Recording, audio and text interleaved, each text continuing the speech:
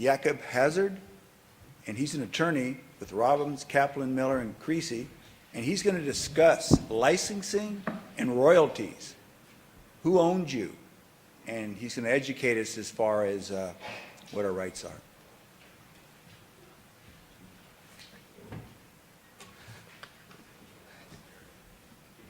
Okay.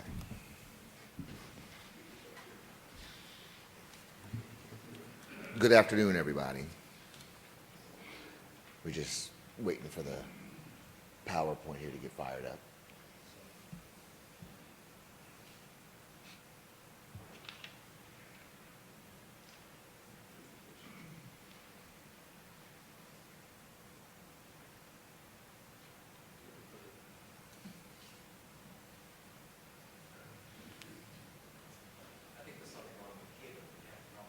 Oh, no worries.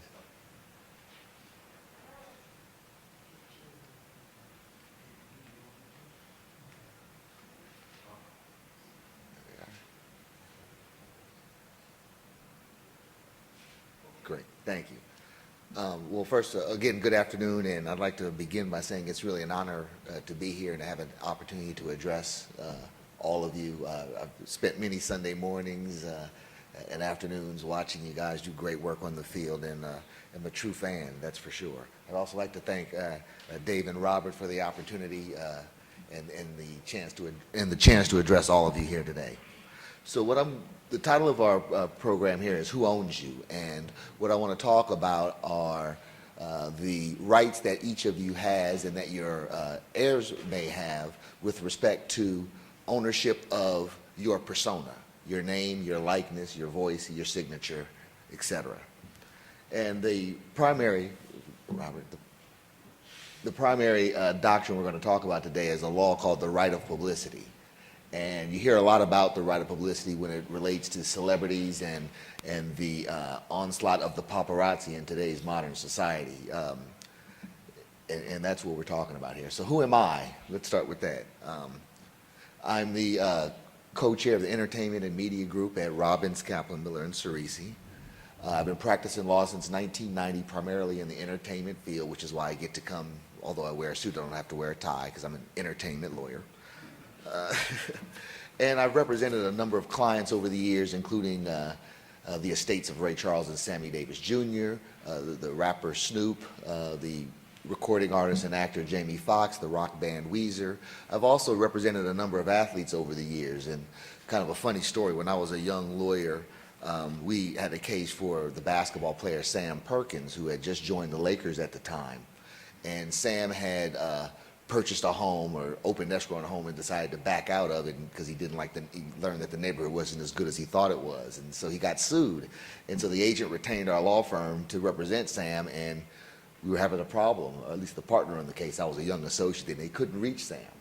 And you know, they would leave messages through his agent, they would leave messages at his home, they would try his cell phone, and finally the partner called me and says, "Is there anything you can do to help me get in touch with Sam? We have to talk to him, we need to respond to this lawsuit." I said, "Sure, I'll go to practice tomorrow and check him out," because you know, I had that access because most important about my background is that I am the son of Walt Hazzard, a former professional athlete. So I had a little bit of access to the Laker locker room and was able to get there and get the case handled for Sam. So you're wondering, with that background, how is it that I became a lawyer? Well, we have a saying in my house, it must have skipped a generation, because the basketball talent I didn't acquire.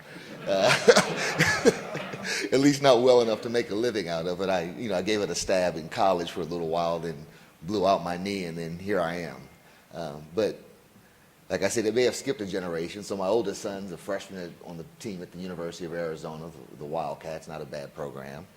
And then my youngest son is a sophomore in high school who's being pretty heavily recruited, and actually is really contemplating going to Cal Berkeley, which really pains me as a graduate of Stanford. So I told him his mother will have to sign that letter, right?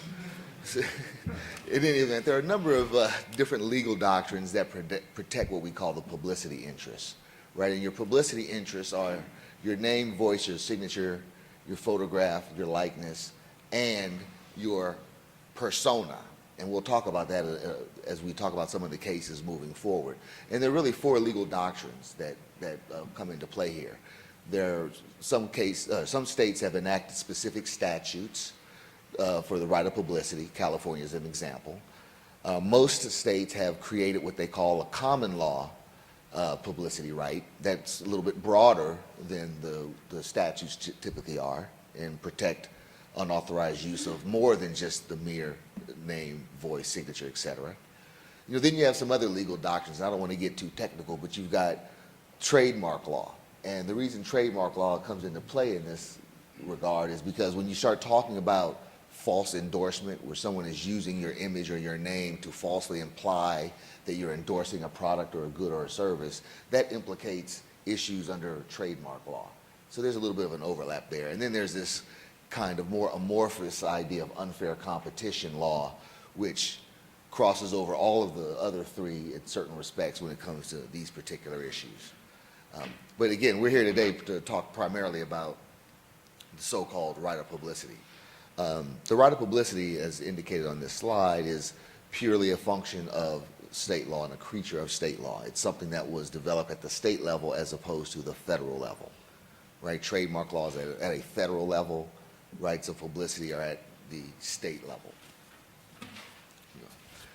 So there are a number of states that have what they call common law publicity rights. That means that the judge made the law through a particular case, as opposed to the state legislature, you know, writing an actual statute to protect or to codify, as we say, the law. So as of right now, at least 21 states have expressly recognized the right of publicity.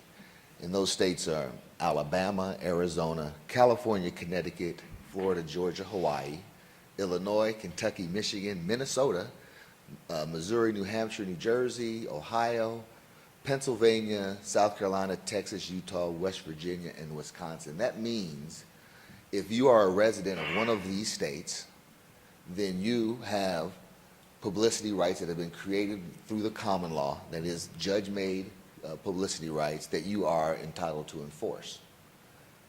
If you don't live in one of those states, but a defendant or someone does live or conducts business out of one of those states and they use your image, you might be able, even if you live in a state that doesn't have an express common law right of publicity, go to Arizona or California where the defendant is located and still assert a claim under the law of the state where the defendant resides.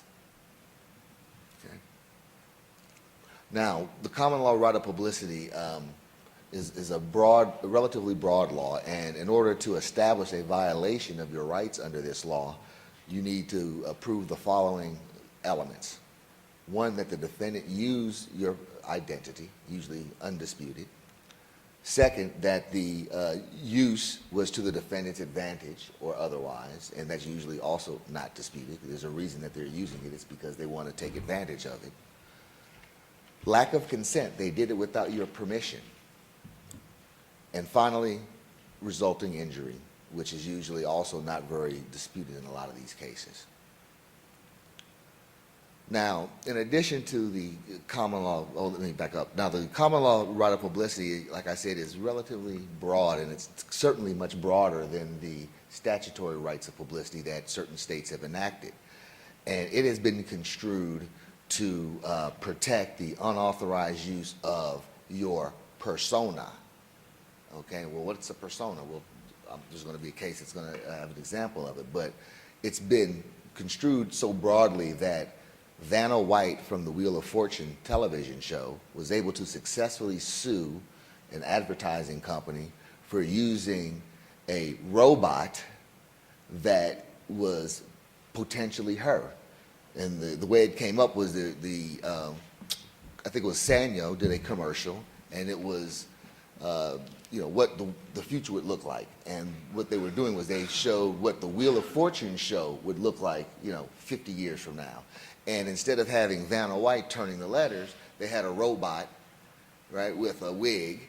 And the court said that was enough to invoke the image or persona of Vanna White such that she could sue them for violating her common law rights of publicity. So it's a relatively broad concept under the law that you should be aware of. Now, as I mentioned, there are a number of states that have, oh, that's just the case citation for you lawyers in the audience. The next slide, please. As I mentioned, there are a number of states that have enacted specific statutes with respect to the right of publicity.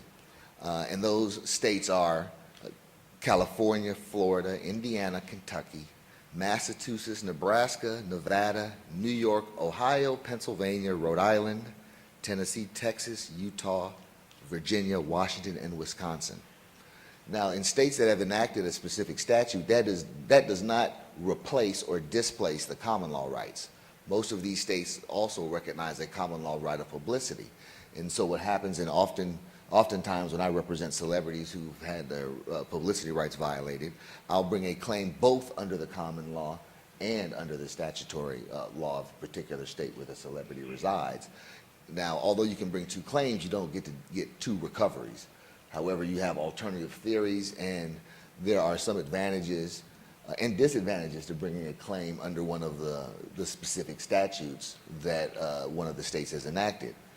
One of those advantages, and it can be a disadvantage, is that, for example, in California, and we can turn to the next slide, the California statute, while it's not quoted here, has an attorney's fees provision for the prevailing party.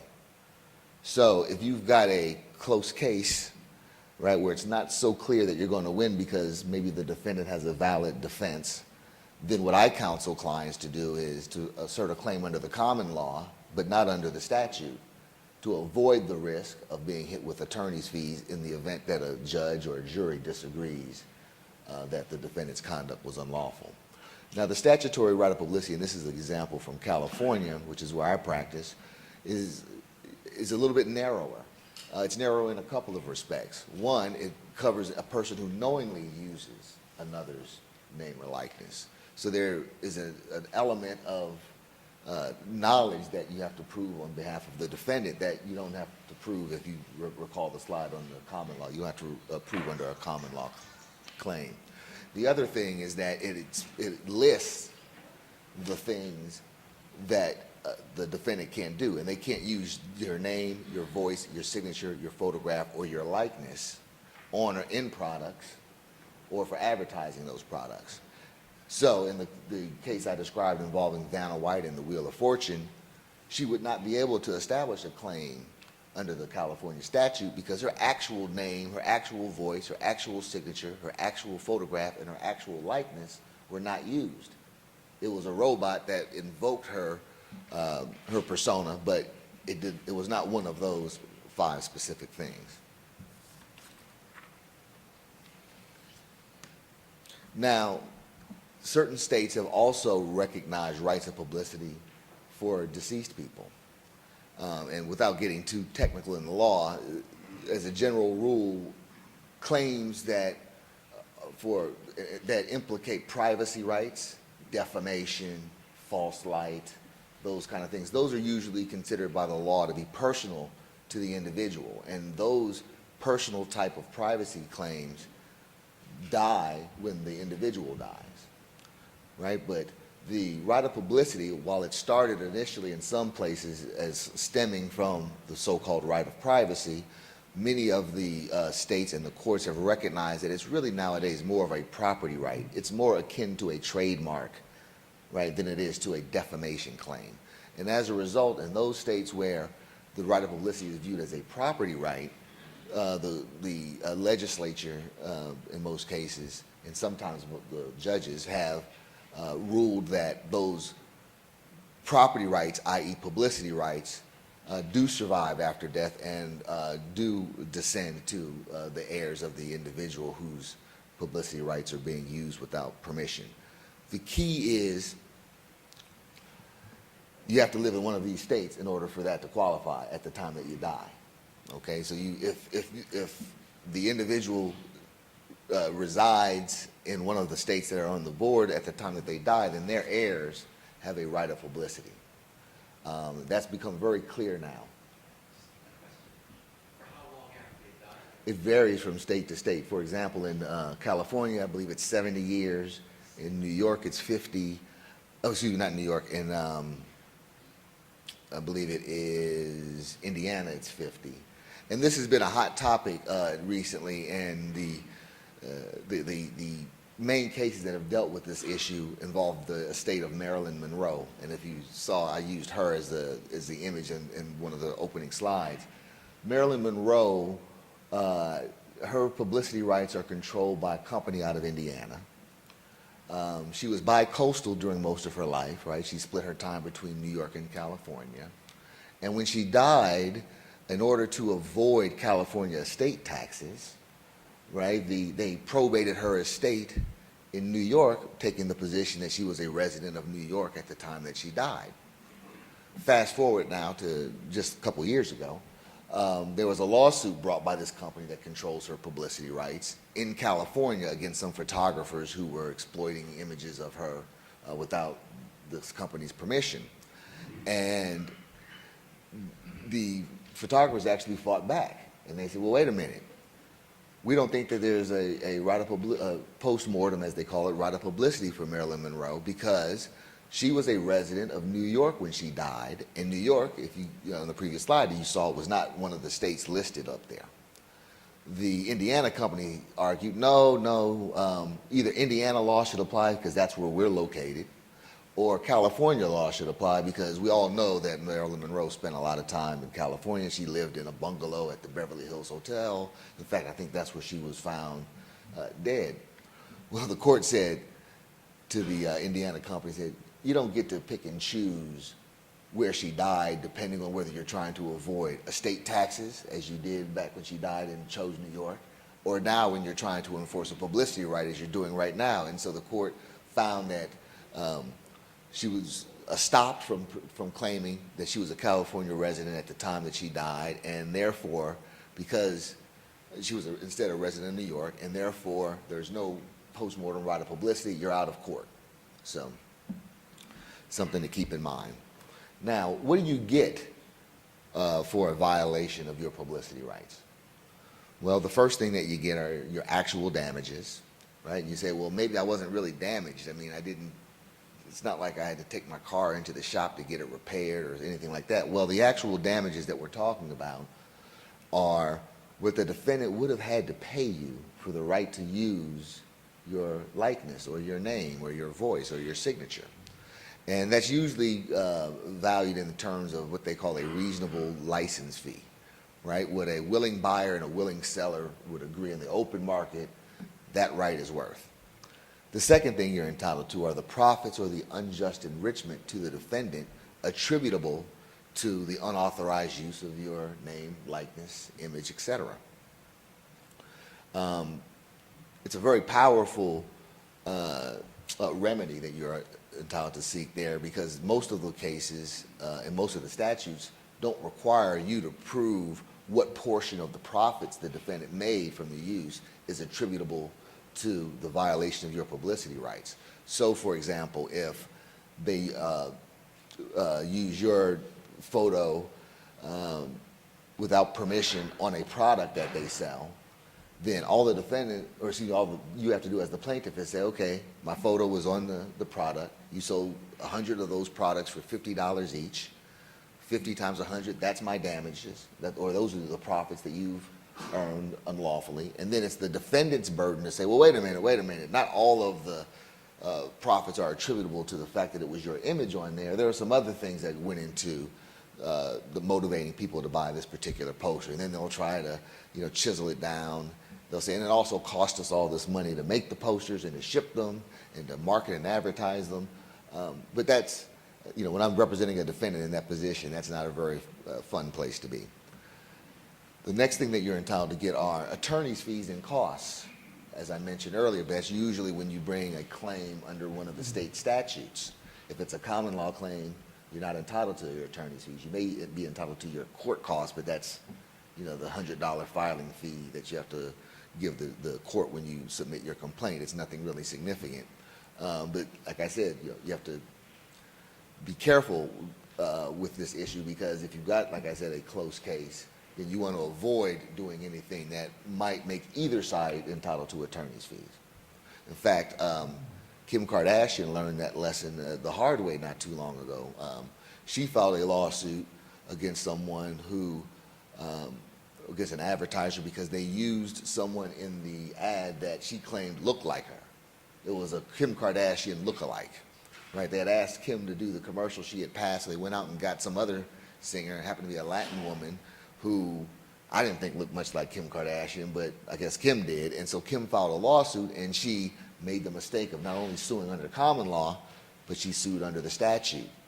And the court quickly threw her case out, saying, no, I mean, no one's going to really think that this is you, Kim. I mean, you know, a lot of people resemble one another, but she doesn't really look like you that much. I think they actually said she looked more like Eva Longoria than Kim Kardashian. But in any event, as a result of bringing that statutory claim, Kim was forced to pay the other side's attorney's fees when the court threw her case out. Then the last item that you're entitled to seek in these kinds of claims are what they call punitive damages. And those are damages that are imposed by the judge or the jury for the purpose of punishing the defendant for their bad conduct in an effort to send a message not only to the defendant but to the rest of the world that, you know, that type of conduct won't be tolerated and that there will be a price to pay if you engage in the similar conduct in the future. Now, what are the defenses that get raised in these kinds of cases? Well, most of them are First Amendment-based defenses. The first one and the most obvious one, and usually successful one, is what they call news accounts and commentary, right? That's where your name or pictures in the sports page the Monday morning after you played the game, and it's just an account of what happened during the game the day before. Or it's Bill Plaschke or whoever, pick your sports columnist writing a column about your performance or the coach's performance or the team's performance. Those types of uses are usually protected. That's called news accounts and commentary, right? That's kind of the traditional, when you think of the First Amendment, right, you think of that. The next First Amendment related defense is what they call expressive artistic works. That's where your rights are used in a book or in a movie or a television show, some creative, artistic, expressive work. That raises First Amendment protection issues. Not absolute, not as absolute as the news account, but a defense that a defendant has nonetheless. The third, and this is where it gets a little difficult to comprehend sometimes, is what they call transformative uses. That is where someone, and it usually comes into play with artists, and we're going to talk about cases that touch upon all these defenses in a few moments, but that is where someone uses the image to create a piece of art, where the product, the courts say, are so transformed that it is the defendant's expression rather than the celebrity's likeness. It's a situation where the work that's the subject of the lawsuit is something more than simply a literal redepiction of the person. So what you have in these kinds of cases, you have on one extreme situations where someone, an artist, draws a drawing of a celebrity, and it's simply a drawing of the celebrity, and they sell it. Well, that's typically not considered a transformative use by the courts, because all you're doing is, you know, if it were a photograph, right, there'd be no dispute that you'd have a claim. Well, this is just a substitute, a direct substitute for that photograph. However, if you take someone, and this is a real case, you take a celebrity's image and use it as the basis for a comic book character, say you're a hockey player named Tony Twist, and a comic book company comes out with a comic book that has a character in it that's clearly and obviously based upon you, Tony Twist, but the character's got horns and he wears a cape and he's got superpowers and all those kinds of things. Well, the courts have found in those types of cases that that's a, quote, transformative use of Tony Twist's image that's entitled to First Amendment protection. Okay?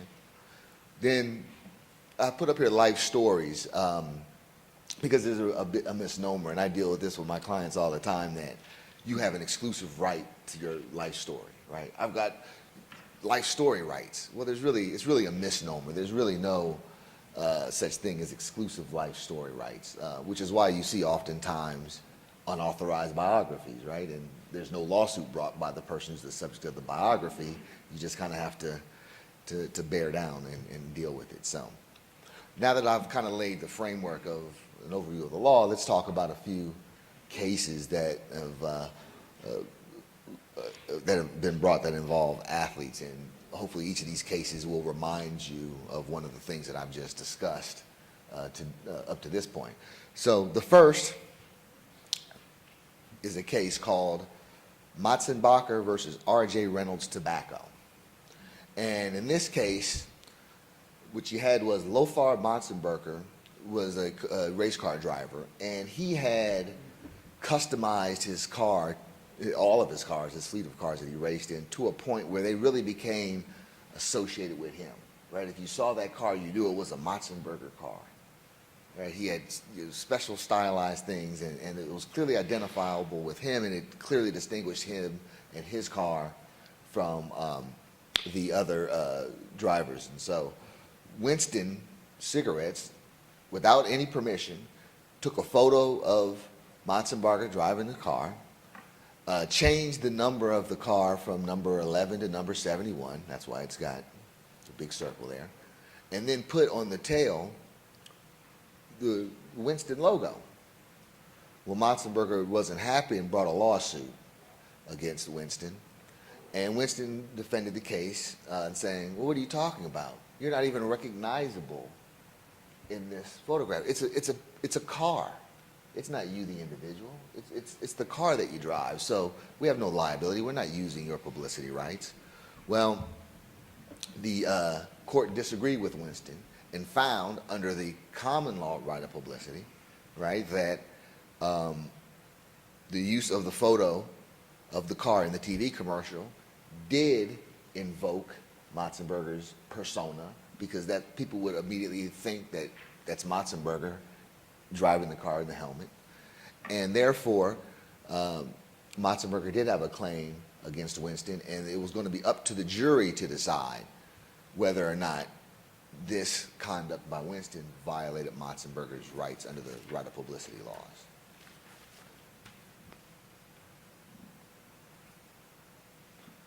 Now, a lot of these slides are going to say claim allowed to go to the jury.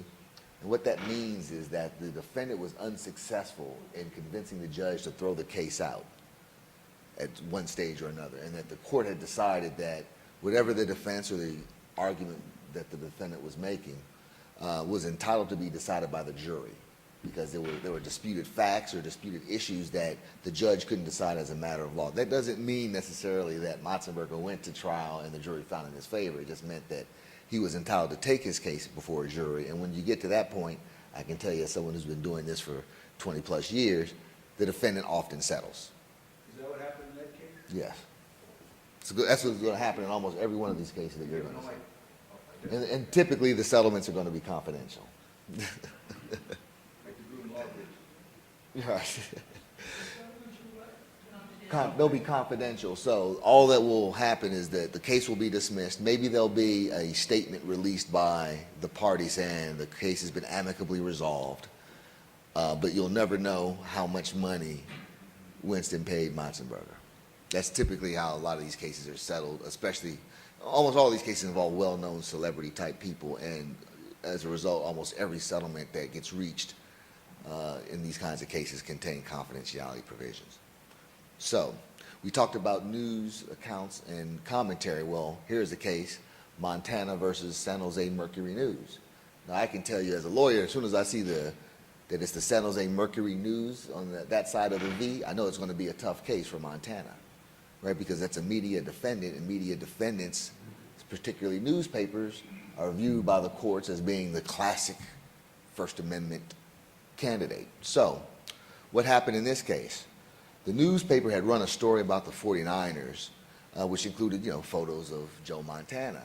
Well, they decided, everyone's so excited about the 49ers' success, let's take that article, let's make it into a poster, and let's sell the poster. and we'll give away the poster along with the newspaper, and if you subscribe for the paper, you get a free poster. And Montana said, well, wait a minute, now you're taking it a little bit too far, and he brought a lawsuit against them. And the court, he brought a lawsuit both under the statute and under the common law in California. And so the court said, well, we got a media defendant here, it's a newspaper. The original story was clearly a First Amendment protected use, right? It was a news account of the game or a story about the 49ers, and there's no question that was First Amendment protected. And the court said, and the poster is simply a reproduction of that same First Amendment protected story. So even though the newspaper's selling these things and they're making money off of it, we're going to say that they're allowed to do so without Joe Montana's permission because of the First Amendment. A little bit of a surprising decision in my view, but like I said, I usually represent folks like you guys against the unauthorized users of the publicity rights. So there's an example of the news account commentary really kind of going a long ways to protect the defendant. The next case is Abdul-Jabbar versus General Motors. You can see on the other side of the V here, you don't have a newspaper, you've got a car company, so a little bit better case for the plaintiff. Here, the General Motors ran a television commercial during the NC2A tournament, and it had a trivia question. And the answer to the trivia question was Lou Alcindor, right? Who was the only player to win 3 MVPs in a row in the NC2A. I forgot what the question was, but the answer was Lou Alcindor. Well, Kareem, who at this point hadn't been known as Lou Alcindor for 10, 15 years, filed a lawsuit against General Motors, saying that that was a violation of his common law right of publicity. Again, he didn't really have a statutory claim because Lou Alcindor was no longer his actual name. And Kareem's image photo did not appear in the commercial. So he brought a claim under the common law. General Motors argued that there was no violation of Kareem's rights for a couple of reasons. They said, one, Kareem's no longer known as Lou Alcindor. He changed his name. And so we're not invoking his persona. And secondly, they said, and to the extent that he's claiming some form of rights in the name Lou Alcindor, well, he abandoned that when he changed his name from Lou Alcindor to Kareem Abdul-Jabbar in the late 60s. And the court considered the arguments and said, well, not so sure. It's obvious to any viewer who's watching the commercial that you're referring to Kareem Abdul-Jabbar, because everyone in the world knows his name used to be Lou Alcindor. He's the answer to the trivia question. And you know what? We're not, us, the judges, we're not so sure how a jury would come out on this. So guess what? Kareem gets to take his case in front of a jury and let the jury decide whether or not they believe that the use of the name Lou Alcindor as the answer to the trivia question in that commercial violates Kareem's rights of publicity under the common law. The other thing that the court allowed to go to the jury in that case was a false endorsement claim, right, under the trademark law.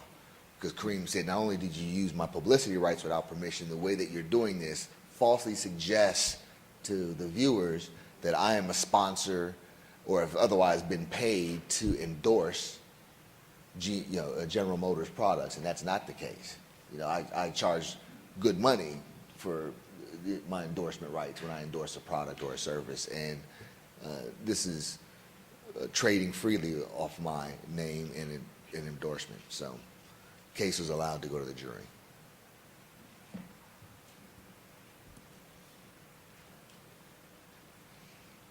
Okay, the next is Gianfrido versus Major League Baseball. This will sound a little bit familiar, I think. The plaintiffs in that case were retired baseball players. The case had started off as a class action, but ended up, for reasons I won't bore you with, not proceeding as a class action. And what you had left standing were 4 retired baseball players led by Gianfrido suing Major League Baseball and some other entities for the use of their names, statistics, biographical information in a wide variety of ways, including using clips of them playing, of their images while they were playing, in various, in my view, commercial endeavors, including selling videotapes, right, the greatest moments in Major League Baseball history. things like that. And so these plaintiffs brought a lawsuit against Major League Baseball and a number of other defendants. And this is where baseball, I think, has a kind of a special place in the world, at least in the law, because the court decided it had to do a First Amendment balancing analysis, right? They had to weigh the rights of the retired players on one hand and the First Amendment protections on the other. And then the court starts waxing poetically about the role of baseball in United States history and you know how it's such an important American pastime that's really not owned by anyone but owned by the American people and so on and so forth. And you knew where that was heading when they started waxing poetically like that. They found that the First Amendment applied to the conduct here, that conveying historical information about baseball was First Amendment protected speech.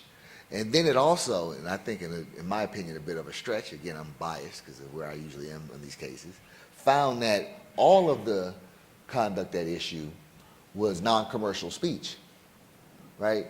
Now it was one thing for the court, in my opinion, to find that, all right, reprinting the names and statistics of the World Series MVPs in a baseball program is First Amendment protected speech, right? That's one thing. But to extend that all the way to the video clips, I thought,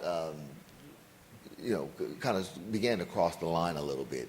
But in any event, that's where the court came down on that particular case. The court then went on to say, and the other reason this is non-commercial speech in our view is, this is not like the Kareem Abdul-Jabbar case.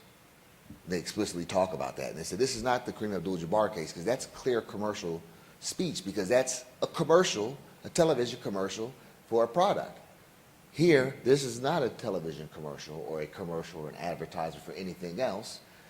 It's the videos themselves. And so that's how the court kind of got around and came to its conclusion that the conduct there did not implicate commercial speech for purposes of the First Amendment.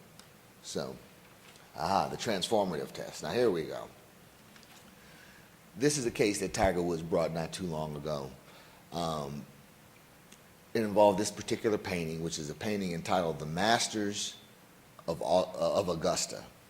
And it was a special poster that this particular artist created commemorating Tiger's 1997 Masters win, right, where he was the youngest person ever to win the Masters, and also won the Masters by the largest margin ever. I think that still stands today. And as you see, it has 3 images of Woods. It's got him with the follow-through and a couple of him staring down and lining up some putts.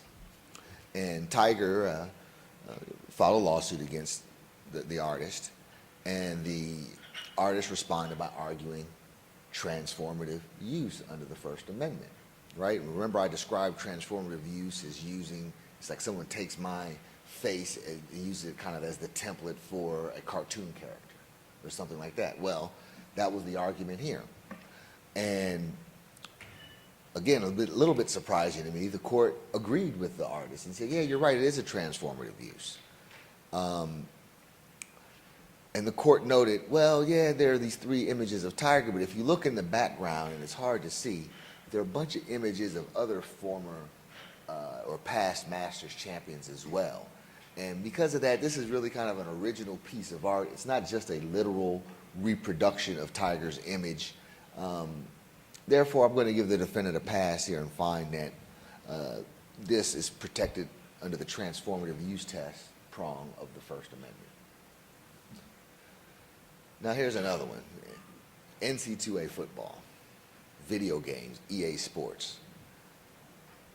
This case has an interesting history. It ended up being 2 cases. It started involving an EA video game for NC2A basketball where Ed O'Bannon filed a lawsuit against the NC2A and others, and he was really alleging antitrust violations, and I don't want to get too bogged down in that, but he had an antitrust claim saying that the NC2A was a monopoly and they didn't have the right to do what they were doing. But then there were a couple of other cases filed involving this football game. One was a case called Keller versus EA Sports out in California, Federal Circuit Court in California. The other on the other coast in New Jersey was brought by a gentleman named Hart. And so you have parallel cases going involving plaintiffs suing, making the exact same claims involving the exact same video game on two different coasts. And the video game, replicated all the NC2A football teams and all the members of those teams. I think this one is 2010. And it really captured every distinctive characteristic of the football players, with the exception of their names. So, if you wore your wristband up on your elbow when you played, well, the version of you in this game had the wristband up on the elbow. If you wore a special kind of face mask, well, the video game had you wearing that special kind of face mask. It was really down to every little detail. Like I said, with the exception of any name on the back of the jersey, or identifying a particular player as being identifying a character in the game as being really a particular player. Funny story, about 2 years ago, my two sons were playing this version of the basketball game, EA basketball, and they have a way where you can go in and you can pick older teams. And so I guess they were playing around one day and they decided to be UCLA 1964 team, right? John Wooden's first team. And my sons, they know who my father was, and that he was a great player, but they don't know the precise history. And so they were watching it, they're playing the game, and all of a sudden my youngest son runs and goes, "Dad, we're playing this game, it's Papa." They had actually found his image, right? It didn't have his name, but they knew it was him right away. And so they were playing this game, and my father's image was in the game without permission, I might add. In any event, so you got these two cases going on different coasts. You have the exact same argument being made, the exact same game being analyzed, and look at this. The courts come down with opposite results. California, right, being more celebrity friendly, right? Home of Hollywood, used to vindicating rights of celebrities, protecting them from abuses. They find in favor of the athletes, rejecting the argument that this constitutes a transformative First Amendment use. Meanwhile, in New Jersey, and I won't defame New Jersey, then it's not here to defend itself. The court accepts the very argument that the California court rejected and finds in favor of EA Sports. Now, both cases are on appeal, and we're hopeful that at some point in time, and maybe this is the case, it gets brought to the U.S. Supreme Court, and they settle this issue once and for all, because video games are really giving the courts a lot of problems these days. Some judges, I think the older judges, don't view video games really as being that worthy of First Amendment protection, right? They don't consider a video game to be in the same class as a movie or a book. You can debate whether that's right or wrong.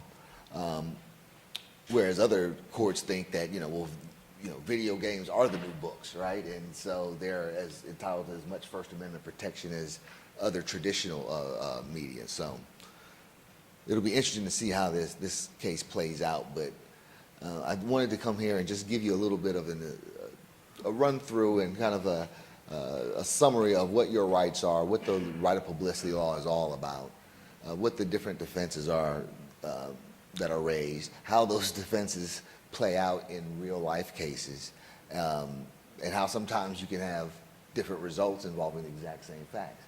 So now I'm here to answer any question anyone has, but two rules or two things, not about the Dryer versus NFL case, because that's tomorrow. But if anyone has any more general questions. Yeah, this is the teaser. Yeah, I'm the warm-up act. But there'll be a spirited debate tomorrow about that issue, and so I'm just here to kind of lay the framework or the groundwork so that you understand what the issues are when you hear that debate. Yes, Robert. I've got an interesting question about the EA case that Players won against the NFLPA Players game. That case was settled, what was it, 2-3 years ago, right? 2009. It was 2009, or 4 years ago. Mm-hmm. Now, to me, Electronic Arts brought out 4 more Madden football games, and none of these guys have gotten rubbish.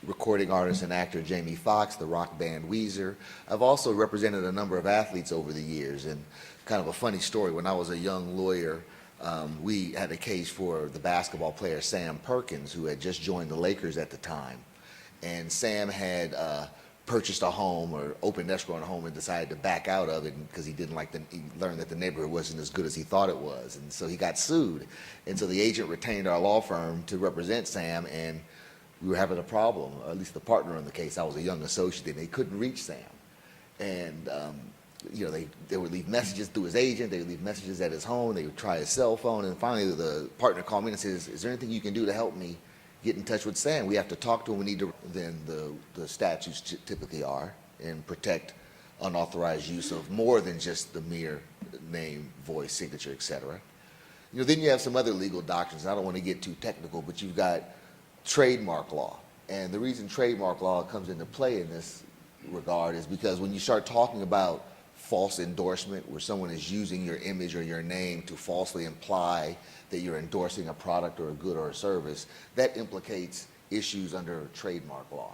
So there's a little bit of an overlap there. And then there's this kind of more amorphous idea of unfair competition law, which crosses over all of the other three in certain respects when it comes to these particular issues. But again, we're here today to talk primarily about the so-called right of publicity. The right of publicity, as indicated on this slide, is purely a function of state law and a creature of state law. It's something that was developed at the state level as opposed to the federal level, right? Trademark laws are at a federal level, rights of publicity are at the state level. So there are a number of states that have what they call common law publicity rights. That means that the judge made the law through a particular case, as opposed to the state legislature, you know, writing an actual statute to protect or to codify, as we say, the law. So as of right now, at least 21 states have expressly recognized the right of publicity. And those states are Alabama, Arizona, California, Connecticut, Florida, Georgia, Hawaii, Illinois, Kentucky, Michigan, Minnesota, Missouri, New Hampshire, New Jersey, Ohio, Pennsylvania, South Carolina, Texas, Utah, West Virginia.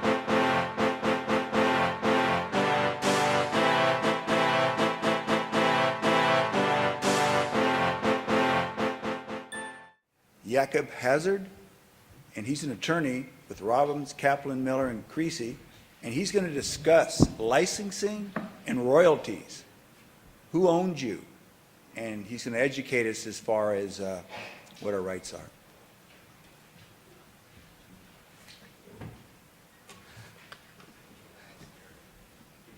Okay.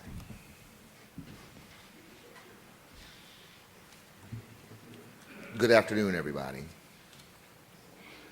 We're just waiting for the PowerPoint here to get fired up.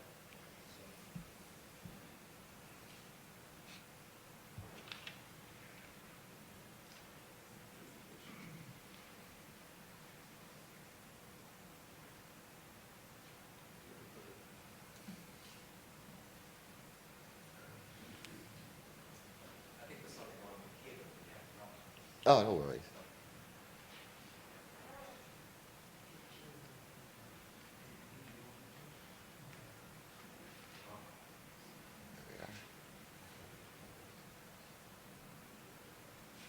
Great, thank you. Well, first, again, good afternoon, and I'd like to begin by saying it's really an honor to be here and to have an opportunity to address all of you. I've spent many Sunday mornings and afternoons watching you guys do great work on the field, and I'm a true fan, that's for sure. I'd also like to thank Dave and Robert for the opportunity and the chance to address all of you here today. So the title of our respond to this lawsuit, I said, sure, I'll go to practice tomorrow and check about it, because you know, I had that access because most important about my background is that I am the son of Walt Hazzard, a former professional athlete. So I had a little bit of access to the Laker locker room and was able to get there and get the case handled for Sam. So you're wondering, with that background, how is it that I became a lawyer? Well, we have a saying in my house, it must have skipped a generation because the basketball talent I didn't acquire, at least not well enough to make a living out of it. I gave it a stab in college for a little while, then blew out my knee, and then here I am. But like I said, it may have skipped a generation. So my oldest son's a freshman on the team at the University of Arizona, the Wildcats, not a bad program. And then my youngest son is a sophomore in high school who's being pretty heavily recruited and actually is really contemplating going to Cal Berkeley, which really pains me as a graduate of Stanford. So I told him his mother will have to sign that letter, right? In any event, there are a number of different legal doctrines that protect what we call the publicity interests, right? And your publicity interests are your name, voice, your signature, your photograph, your likeness, and your persona.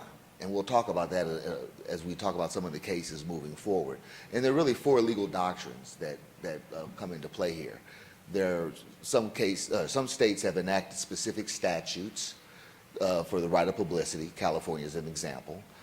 Most states have created what they call a common law publicity right. That's a little bit broader, Virginia and Wisconsin. That means if you are a resident of one of these states, then you have publicity rights that have been created through the common law, that is judge-made publicity rights that you are entitled to enforce. If you don't live in one of those states, but a defendant or someone does live or conducts business out of one of those states and they use your image, you might be able, even if you live in a state that doesn't have an express common law right of publicity, go to Arizona or California where the defendant is located and still assert a claim under the law of the state where the defendant resides. Okay. Now, the common law right of publicity is a relatively broad law, and in order to establish a violation of your rights under this law, you need to prove the following elements. One, that the defendant used your identity, usually undisputed. Second, that the use was to the defendant's advantage or otherwise, and that's usually also not disputed. There's a reason that they're using it. It's because they want to take advantage of it. Lack of consent. They did it without your permission. And finally, resulting injury, which is usually also not very disputed in a lot of these cases. Now, in addition to the common law, let me back up. Now, the common law right of publicity, like I said, is relatively broad, and it's certainly much broader than the statutory rights of publicity that certain states have enacted. And it has been construed to protect the unauthorized use of your